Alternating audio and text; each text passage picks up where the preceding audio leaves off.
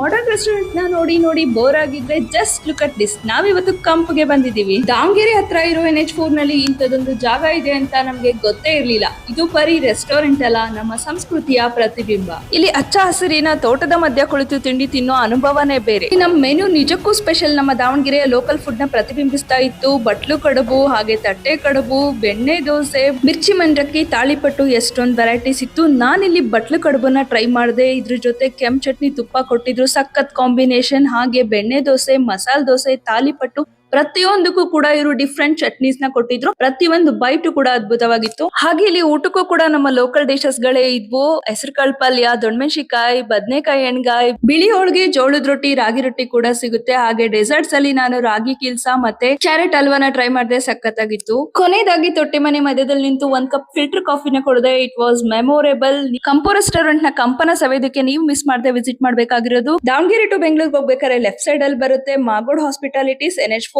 Highway, ಆಲ್ವರ್ತಿ bus stand, Davangere. ಇದೇ ತರ ಮತ್ತೊಂದು ಒಳ್ಳೆ ವ್ಲಾಗ್ ಜೊತೆ ಬರ್ತೀನಿ. Till then enjoy your food. Bye by.